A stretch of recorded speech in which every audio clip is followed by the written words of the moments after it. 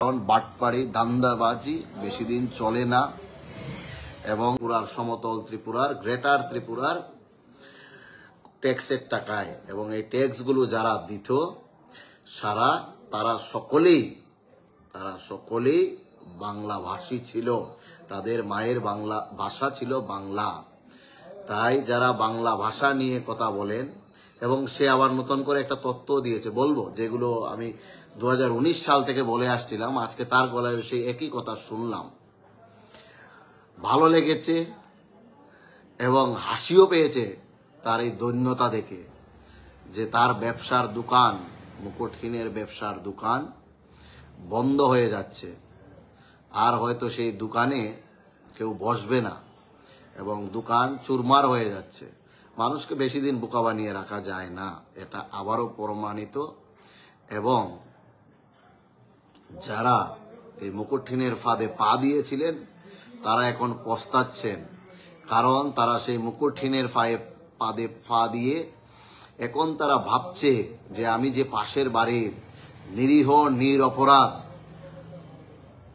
মানুষগুলোর সঙ্গে অন্যায় করেছি, অত্যাচার করেছি, হুমকি দিয়েছি, ধমকি দিয়েছি, চমকে দিয়েছি, এর পাপের বোঝা এখন আমাকে বইতে হবে। এই যে ন্যাক্কারজনক কাজ করেছি, এই হীনমন্যতায় নিয়ে এখন বাঁচতে হবে। এখন সে পাশের বাড়ির লোকটির সঙ্গে, গ্রামের লোকেদের সঙ্গে এই মুকুটহীনের চক্করে পড়ে হম্বিতম্বি যারা করেছিল, তাদের দিন শেষ হয়ে গেছে, তারা এখন পস্তাচ্ছে। এবং যে বিষয়টা মূলত সে আবার নতুন করে উস্কানি দিয়েছে, যে উজ্জয়ন্ত প্যালেজের সামনে, ত্রিপুরা স্টেট মিউজিয়ামের সামনে কেন ক্ষুদিরামের মূর্তি থাকবে, কেন সেখানে সেলফি পয়েন্ট, মানে ভারসাম্যহীন কথাবার্তা বলে যাচ্ছিল। আবার বলছে যে আজ থেকে 52 বছর আগে নাকি, মানে 1971 সালে ইস্ট পাকিস্তান ভেঙে বাংলাদেশ হয়েছিল, যে বাংলাদেশের উপর বাংলা ভাষা, উর্দু ভাষা চাপিয়ে দেওয়ার জন্য, বাংলা ভাষীদের মানুষের উপর উর্দু ভাষা চাপিয়ে দেওয়ার জন্য সেখানে একটা দেশ গঠিত হয়েছিল। এই ইতিহাসটা একটু বলেছে। তো তাকে আমি বলতে চাই, সে যখন গায়ের জুড়ে এডিসিতে ক্ষমতায় আসার পর ককবরক জানতে হবে চাকমাদেরকে, মগদেরকে ককবরক জানতে হবে, মিজুদেরকে ককবরক জানতে হবে, ডার্লংদেরকে ককবরক জানতে হবে বলে কথা বলছিল, তখন তার মনে নেই যে প্রত্যেকটা জনগোষ্ঠীর আলাদা আলাদা ভাষা আছে, তাদের সংস্কৃতি আছে। আর বাঙালি, বাংলা ভাষায় যারা কথা বলে, যাদের মায়ের ভাষা বাংলা, সে নিজেই বলে দিয়েছে যে এই জাতি জনগোষ্ঠী যখন তার ভাষার উপর আক্রমণ আসে, তার সংস্কৃতির উপর আক্রমণ আসে, তখন ভাষার জন্য দেশ এই পৃথিবীতে প্রথম যে জাতি করেছে সেটা হচ্ছে বাঙালি। আর আরেকটা কথা সে বলেছে, সেটাকে বাংলাদেশ থেকে কিছু লোক এসে ত্রিপুরাকে শাসন করছে। আমি বলতে চাই, যারা দেশের জন্য প্রাণ দিয়েছে, স্বাধীনতার জন্য বলিদান দিয়েছে, তারা কোন দেশের জন্য প্রাণ দিয়েছিল? এবং যে কথাগুলো বলছে ব্রিটিশের দালালি করা ছাড়া সেই সময়ে আর কি কাজটা করেছে?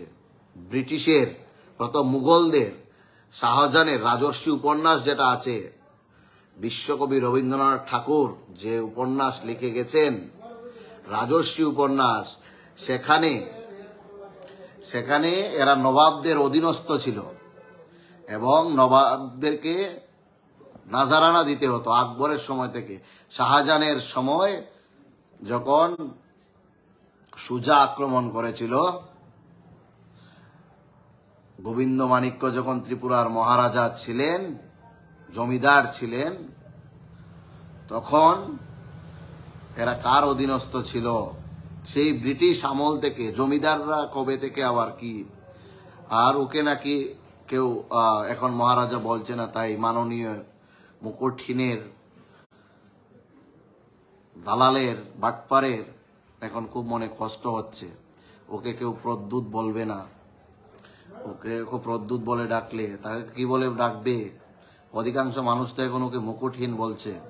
যে কথাগুলো বলছিলাম আমি 2019 সাল থেকে, একে একে দেখলাম এখন সবাই বলছে। ভালো লাগছে, কারণ যারা দাঙ্গা ছড়ায়, যারা দাঙ্গা হাঙ্গামা করতে চায়, যারা বাঙালি অবাঙালির মধ্যে, যারা পাশের বাড়ি পাশের গ্রামের মধ্যে দাঙ্গা সৃষ্টি করতে চায়, তাদের ধ্বংস এইভাবেই হবে। কারণ মানুষ দাঙ্গা চায় না, মানুষ শান্তিতে বাঁচতে চায়।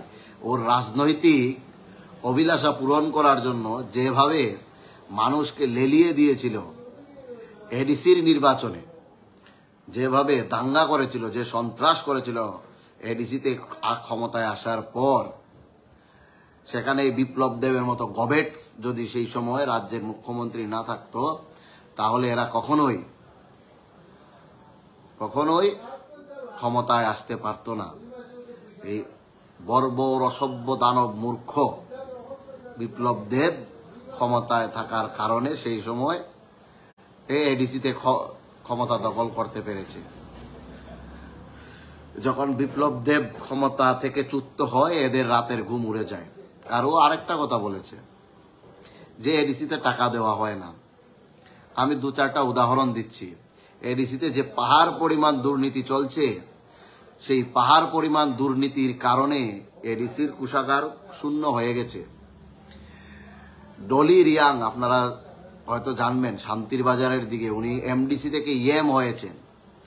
সেই ডলি রিয়াং সমাজ কল্যাণ ও সমাজ শিক্ষা দপ্তরের এডিসিতে উনি ইএম এক্সিকিউটিভ মেম্বার হিসেবে আছেন। উনি ক্ষমতায় আসার পর বিভিন্ন জায়গায় সমাজ শিক্ষা এবং সমাজ কল্যাণ দপ্তরের যে সকল দরপত্র মানে টেন্ডারের মাধ্যমে কাজ হওয়ার কথা ছিল, সেই টেন্ডারগুলো যেখানে ডিসেন্ট্রালাইজ করে টেন্ডার হয়, সেখানে সেই টেন্ডারগুলোকে উনি বগল দাবা করে কুমলুঙ্গে নিয়ে বেছে বেছে কিছু লোককে দিয়ে মোটা অঙ্ক কামিয়েছে। নতুন নতুন গাড়ি এসেছে, ওদের আয় বেড়েছে। যারা একটা সময় হাওয়াই চটি পরে ঘুরতো আর মানুষকে বলতো থানচা, যারা মানুষকে বলতো গ্রেটার তিপ্রাল্যান্ড, তিপ্রা কামিং, তাদের জীবন দেখেও এই এডিসি নির্বাচনের পর কিভাবে তারা টাকা কামাই করেছে। দুর্নীতি, টেন্ডার ছাড়া, কোনো ধরনের গুণগত মান ছাড়া এরা কাজ করে টাকা আত্মসাৎ করছে। যখন ইউটিলাইজেশন সার্টিফিকেট দেওয়ার প্রশ্ন আসছে, তখন দিতে পারছে না, তাই টাকা আনতে পারছে না, আর বলছে আমাদেরকে টাকা দিচ্ছে না। হিসাব এখনো দিতে পারেনি। এডিসিতে যে ধরনের গরমিল করেছে এবং এডিসিতে যে ধরনের কর্মকাণ্ড করেছে, এর ফলে এডিসিতে এখন এদের টাকা মানে চাকরি ক্ষেত্রে যেভাবে দুর্নীতি করেছে, টেন্ডার ক্ষেত্রে যেভাবে দুর্নীতি করেছে, উইদাউট এনি টেন্ডার, এই বিধানসভা নির্বাচনের সময় কত কত টাকা এডিসি থেকে বাঁকা পথে এরা আত্মসাৎ করেছে। এদের এমডিসিদেরকে টার্গেট দেওয়া হয়েছে, এত লক্ষ টাকা এনে দিতে হবে তোমার যে কোনো ভাবে।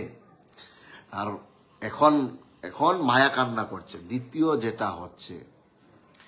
দ্বিতীয় যে বিষয়টা হচ্ছে সেটা হচ্ছে, ও বলছে বাঙালিদেরকে, আজকেও বলেছে আবার বাঙালিদেরকে বাংলাদেশি, এবং সে জানে যোগ্য জবাব দেবে। তাকে মানুষ যোগ্য জবাব দিয়েছে। সে বাংলাদেশ থেকে কারা এসেছে, আর বর্ডার খোলা আছে, কারা আসছে, প্রতিদিন কারা এসে দখল করছে ত্রিপুরার বনাঞ্চল, কারা রতননগর দিয়ে, আর কারা অরুণাচলের মিজোরামের পথ বেয়ে আসছে, সেই হিসাবগুলো কিন্তু আছে। কারা রেশন কার্ড পেয়ে যাচ্ছে, কারা পাট্টা পেয়ে যাচ্ছে শিডিউল এরিয়াতে, সবকিছুর কিন্তু হিসাব আছে। তাই এসব ভাটবকে লাভ হবে না। মানুষ বুঝে, এখন মানুষ বুঝে। তোমাদের ছেলে মেয়েদেরকে তোমাদের কিভাবে বাঁকা পথে, সে বলছে নাকি চাকরিতে আরো বেশি করে চাকরিতে দখল করতে হবে। যার যোগ্যতা থাকবে সে যোগ্যতা অনুযায়ী, সে বাঙালি হোক অবাঙালি হোক, চাকরি বাজার সে দখল করবে, এবং তার কথা বলার মুরুদ নেই। না হলে বলতো যে ইউপিএসসিতে সেখানে ককবরক এবং বাংলা ভাষা, সে যদি সাম্প্রদায়িক না হতো, যে এই রাজ্যের মানুষের ককবরক এবং বাংলা ভাষার অধিবাসী যেহেতু মানুষ, এই মানুষ যেন ওকে ও যেন সেই মানুষের আরো বেশি করে কেন্দ্রীয় স্তরে এবং কেন্দ্রীয় পরীক্ষাগুলোতে যেন সুযোগ পায়, তার জন্য এই দুটো ভাষা ব্যবহার করার জন্য। ও এখন ককবরক ভাষা, ও নিজে প্রথমত ককবরক বলতে পারে না, আর সে নাকি ককবরক ভাষা নিয়ে আন্দোলন করবে। মানে কাকে কি বোকা বানাচ্ছে। শেষ যেটা হচ্ছে, সে আবারও আজকে বাঙালি জাতি এবং বাঙালি স্বামী বিবেকানন্দের নামে কেন আস্তাবল ময়দান হবে, এই মূর্খকে কে বুঝাবে যে স্বামী বিবেকানন্দ একজন কালজয়ী বিশ্ববিখ্যাত মনীষী, উনার নাম যদি কোনো কিছুর সঙ্গে যুক্ত হয় তাহলে সেই জায়গার স্থান, সেই রাস্তার স্থান, তার মান উন্নয়ন হয়, তার গৌরব করার জায়গা হয়। স্বামী বিবেকানন্দের মতো মহাপুরুষের বাণী এবং মহাপুরুষ যে কর্মকাণ্ড করে গেছেন, তার ধারে কাছে ও কি কোনোদিন যেতে পারবে বা তারকে কেউ যেতে পারবে? উগ্রবাদীকে সে উগ্রবাদীর মূর্তি বানিয়ে সে উন্মোচন করছে, তার মাথায় তো আর কি আসবে? আর মুকুটহীনকে মানুষ মুকুটহীন ডাকবে না তো কি ডাকবে? ভারতবর্ষ স্বাধীন হওয়ার পর রাজতন্ত্র চলে গেছে। ভারতবর্ষের প্রাক্তন প্রধানমন্ত্রী শ্রীমতী ইন্দিরা গান্ধী এই রাজতন্ত্র এবং রাজতন্ত্রের নামে যারা উপাধি ব্যবহার করে তাদেরকে অ্যাক্ট করে সেগুলো বাতিল করে দিয়েছে। এবং এরা যখন ত্রিপুরা যখন ভারতবর্ষের সঙ্গে যুক্ত হয়েছিল, সেই যুক্ত হওয়ার সময় যে 3,40,000 পার্স মানি নেওয়া হয়েছিল, সেই পার্স মানিগুলো কোথায় গিয়েছে? সে নাকি বলছে ওর কাছ থেকে নীলমহল কেড়ে নেওয়া হয়েছে, আরো কি কি কেড়ে নেওয়া হয়েছে। এর কত ভাট বকতে পারে? ও বলবে দুদিন পরে এসে 1 কোটি উর, তারপরে ত্রিপুরার আরো কোথায় কোথায় তার জায়গা সবগুলো সে বানিয়েছে। ট্যাক্স দিয়েছে সেই সময়ের যারা বাঙালি প্রজারা, এবং মালিক হয়ে গেছে সে। মানে ভেবে দেখুন এর চিন্তাধারা কি। এই বলে বলে সহজ সরল যারা অবাঙালি মানুষরা আছেন এবং বাঙালি মানুষরা আছেন তাদেরকে কিভাবে আতঙ্ক, ভয়, হিংসা সৃষ্টি করা যায়, এটাই হচ্ছে তার মূল উদ্দেশ্য। এবং সে আরো 2-3টা হুঙ্কার দিয়েছে। সে বলেছিল সুরমা ক্যাপচার করবে, সুরমাতে গৌহারা হেরেছে। সে বলেছিল ক্ষমতায় জিতেগা তো জিতেগা লেকিন লাস্ট ফাইট তো করেগা। তা সে গোহারা খেয়েছে বিধানসভা নির্বাচনে। এবার বলছে গলতি মেরে ভি তরফ সে হুয়া হ্যায়, গলতি উনকি ভি তরফ সে হুয়া হ্যায়। তো সে নাকি এখন ধনপুরে 1:1 করবে। তাকে বলছি চ্যালেঞ্জ, ওপেন চ্যালেঞ্জ, 1:1 ধনপুরে হবে। ধনপুরে তোমাকে হারানোর জন্য আসছি। তোমাকে যে সাপোর্ট করবে সেই দলকে, সেই রাজনৈতিক দলকে হারানোর জন্য আসছি। তোমার রাজনৈতিক গদিতে ত্রিপুরার মানুষ আগুন জ্বালিয়ে দিয়েছে, তোমার দূরবর্ষণ দিকে ত্রিপুরার মানুষ শেষ করে দিয়েছে। তারপর সে বলছে যে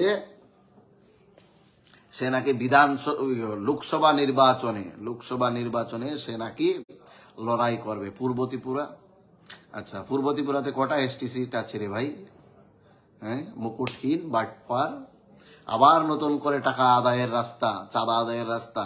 ইলেকশন লড়বো, এবার টাকা দাও। 30টা বিধানসভা কেন্দ্র আছে। 30টা বিধানসভা কেন্দ্রতে কটা বিধানসভা কেন্দ্রতে জিততে পেরেছ? ছাউমনুতে হারলে, পেচারতলে হারলে, তারপর কটাতে জিতবে? কৃষ্ণপুরে হারলে। জিততে পারবে? 30টা বিধানসভা কেন্দ্র আছে, গুহারা খেয়ে যাবে। ওকে বলছি যদি ওর এতই দম থাকে, ওকে ওপেন চ্যালেঞ্জ বলছি, ও ধনপুরে দাঁড়াক আর না হয় পূর্ব ত্রিপুরা লোকসভা আসনে দাঁড়াক, দেখবো ওর কত দম। ওকে গুহারা হারিয়ে বাড়ি ফেরত পাঠাবো। এরাই মানুষের কাঁধে, ওর তো স্টেজে উঠে ভাষণ দেওয়ার পর্যন্ত অকাজ ছিল না।